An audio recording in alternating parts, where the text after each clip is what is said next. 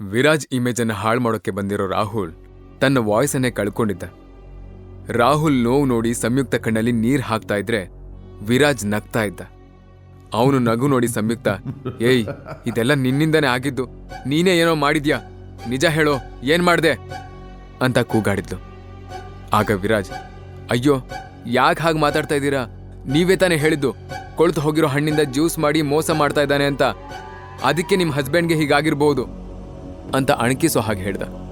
ಆಗ ಸಂಯುಕ್ತ, stop it, ಸುಮ್ಮನೆ ನಾಟಕ ಮಾಡಬೇಡ, ನಾವು ನಿನ್ನ ಮೇಲೆ ಸುಳ್ಳು ಆರೋಪ ಹೊರಿಸಿದ್ವಿ ಅಂತ ನೀನೇ ಏನೋ ಮಾಡಿದ್ಯಾ, ನಿಜ ಹೇಳು ಏನ್ ಮಾಡ್ದೆ ಅಂತ ಕೂಗ್ದಾಗ ಅಲ್ಲಿರೋರೆಲ್ಲರೂ ಶಾಕ್ ಆದ್ರು.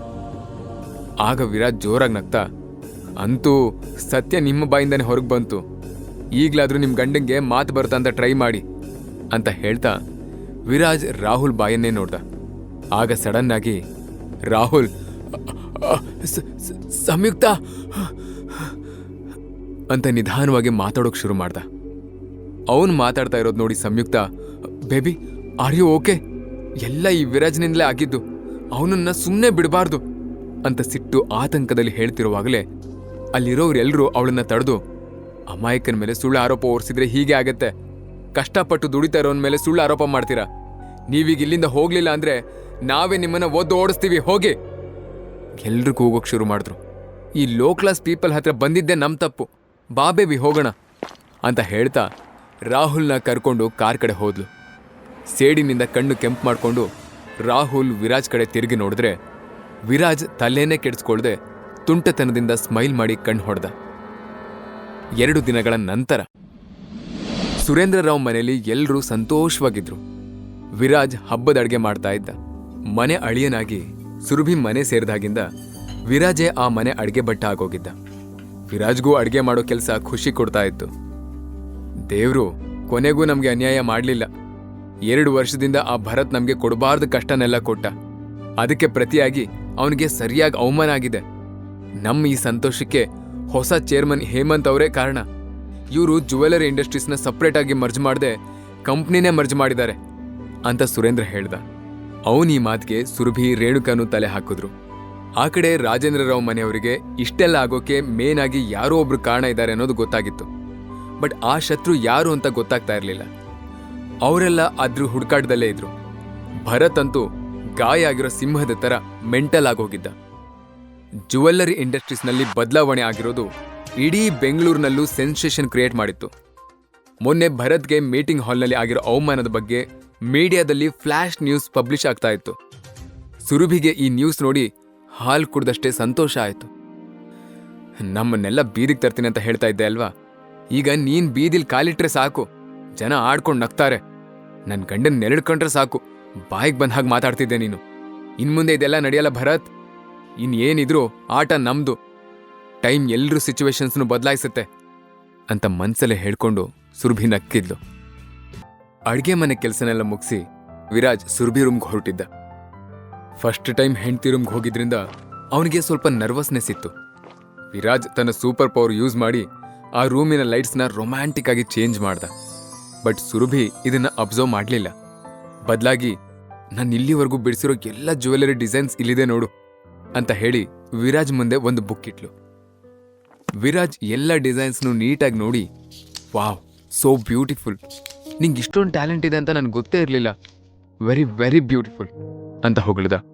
This one is best Viraj, ನಾವು ಈ ಡಿಸೈನ್ಗೆ ಒಂದು ಹೆಸರು ಇಡಬೇಕು, ಯಾವ ಹೆಸರು ಇಡೋಣ ಅಂತ ಕೇಳ್ತಾ ಅವಳು ಎದ್ದು ನಿಂತ್ಕೊಂಡ್ಳು. ವಿರಾಜ್ ಒಂದು ಡೀಪ್ ಉಸಿರು ಎಳ್ಕೊಂಡು ತನ್ನನ್ನು ತಾನು ಕಂಟ್ರೋಲ್ ಮಾಡ್ಕೊಂಡ. ಆಮೇಲೆ ಕಿಂಗ್ ಆಫ್ ದ ವರ್ಲ್ಡ್ ಅಂತ ಇಡೋಣ ಅಂದ. ಸುರಭಿಗೂ ಆ ಹೆಸರು ಇಷ್ಟ ಆಯಿತು. ವಾವ್ ಅಮೇಝಿಂಗ್, ಆ ಟೈಟಲ್ ತುಂಬ ಚೆನ್ನಾಗಿದೆ, ಸೂಪರ್, ಈಗಲೇ ಅವ್ರಿಗೆ ಡಿಸೈನ್ಸ್ ಮತ್ತೆ ರೆಸ್ಯೂಮ್ ಕಳಿಸು ಹಾಗಾದ್ರೆ. ಅವು ಪ್ರೀತಿ ತುಂಬಿದ ಸ್ವರದಲ್ಲಿ ಅವಳನ್ನ ಎಂಕರೇಜ್ ಮಾಡ್ತಾ ಹೇಳ್ದ. ತಕ್ಷಣ ಅವಳು ಹೇಮಂತ್ ಮೇಲ್ ಐಡಿಗೆ ರೆಸ್ಯೂಮ್ ಮತ್ತೆ ಡಿಸೈನ್ಸ್ ಮೇಲ್ ಮಾಡಿದ್ಲು.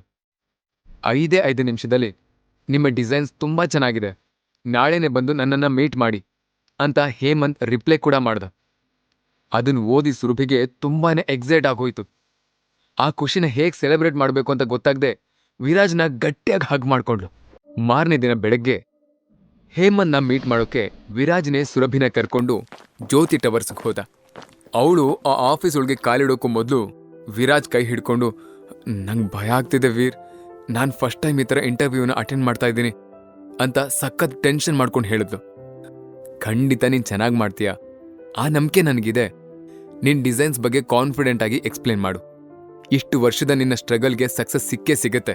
ನಿನ್ನ ಡಿಸೈನ್ಸ್ ಮಾರ್ಕೆಟ್ಗೆ ಕಾಲಿಡೋದು ಗ್ಯಾರಂಟಿ ಅಂತ ವಿರಾಜ್ ಫುಲ್ ಕಾನ್ಫಿಡೆನ್ಸಿಂದ ಹೇಳ್ದ. ವಿರಾಜ್ ಕೈ ಹಿಡ್ಕೊಂಡು ಸುರಭಿ ಹೇಮಂತ್ ಕ್ಯಾಬಿನ್ ಕಡೆಗೆ ಹೊರಟ್ಲು. ಇನ್ನೇನು ಡೋರ್ ಓಪನ್ ಮಾಡಬೇಕು ಅನ್ನೋಷ್ಟರಲ್ಲಿ ಡೋಂಟ್ ಓಪನ್ ದ ಡೋರ್ ಅಂತ ಅವಳ ಹಿಂದಿಂದ ಯಾರೋ ಕಿರ್ಚಿದ್ ಕೇಳಿಸ್ತು. ಸುರಭಿ ಬೆಚ್ಚ ಬಿದ್ದು ಹಿಂತಿರುಗಿ ನೋಡಿದ್ಲು. ಅವಳ ಹಿಂದೆ ನಿಂತಿರೋ ಆ ಆಕೃತಿ ನೋಡಿ ಸುರಭಿ ಕೈಯಲ್ಲಿದ್ದ ರೆಸ್ಯೂಮ್ ಕೂಡ ಕೆಳಗೆ ಬಿದ್ದುಬಿಡ್ತು. ತುಂಬ ಚೆನ್ನಾಗಿ ಗೊತ್ತಿರೋ ವಾಯ್ಸ್ ಆಗಿದ್ರಿಂದಲೇ ಸುರಭಿ ಹಾಗೆ ಬೆಚ್ಚ ಬಿದ್ದಿದ್ಲು. ಯಾಕಂದ್ರೆ ಅದು ಅವಳ ಕಸಿನ್ ಸಂಯುಕ್ತ ಆಗಿದ್ಲು. ಹಾಯ್ ಸಂಯುಕ್ತ ಅಂದು. ಶಡಪ್, ನಿನಗೆ ನನ್ನ ಮುಂದೆ ನಿಂತ್ಕೊಳ್ಳೋಕೆ ಎಷ್ಟು ಧೈರ್ಯ ಇರಬೇಡ. ನೀನೇನ್ ಮಾಡ್ತಾ ಇದೀಯ ಇಲ್ಲಿ, ಅದು ಈ ನಿನ್ ವೇಟ್ ಬಾಡಿ ಗಂಡನ ಜೊತೆ ಅಂತ ಅಸಹ್ಯದ ಮುಖ ಮಾಡ್ತಾ ಹೇಳಿದ್ಲು.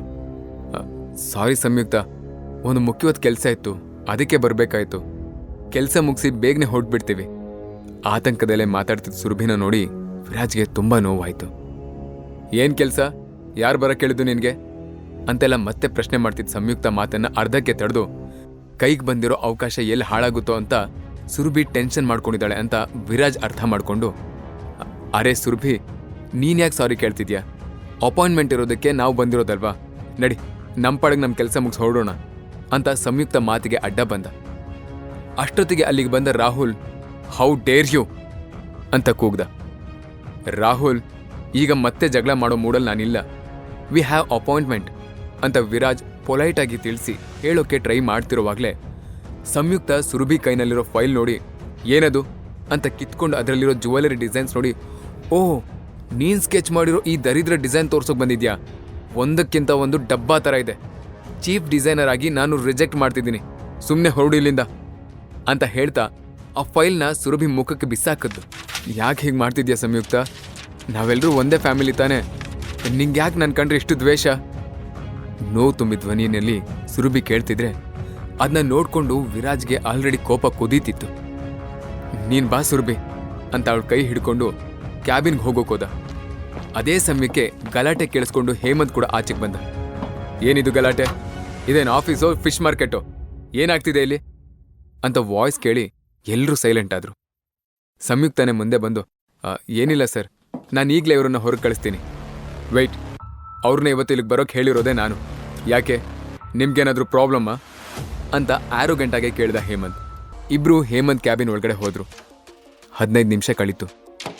ಇಲ್ಲಿ ಸಂಯುಕ್ತ ರಾಹುಲ್ ಇಬ್ರು ಬಾಲ ಸುಟ್ಟ ಬೆಕ್ಕಿನ ಥರ ಆ ಕಡೆ ಈ ಕಡೆ ಓಡಾಡ್ತಾ ಇದ್ರು. ಇಲ್ಲ ರಾಹುಲ್, ಚಿಕ್ಕೋಳಿದ್ದಾಗಿಂದ ನನಗೆ ಸುರಭಿ ಎದುರು ಯಾವತ್ತೂ ಗೆದ್ದೆ ಅಭ್ಯಾಸ, ನಾನು ಸೋಲ್ಬಾರ್ದು ಅಂತ ಹೇಳ್ತಿದ್ದ ಹಾಗೆ ಸುರಭಿ ವಿರಾಜ್ ಕ್ಯಾಬಿನಿಂದ ಆಚೆ ಬಂದ್ರು. ಅವಳ ಮುಖ ನೋಡಿ ಸಂಯುಕ್ತಂಗೆ ತನ್ನ ಅಸ್ತಿತ್ವನ ಯಾರೋ ಕಿತ್ಕೋತಿದ್ದಾರೆ ಅಂತ ಅನ್ಸೋಕ್ ಶುರುವಾಗಿತ್ತು. ಸುರಭಿ ಅವಳ ಹತ್ರ ಬಂದು ಕಿವಿಲ್ ಏನೋ ಹೇಳಿದ್ಲು. ಅಷ್ಟೇ, ಸಂಯುಕ್ತ ನೆಕ್ಸ್ಟ್ ಮೊಮೆಂಟ್ ಭೂಕಂಪ ಆದೋ ತರ ಫ್ಲೋರ್ ಮೇಲೆ ಬಿದ್ದು ಹೋದ್ಲು.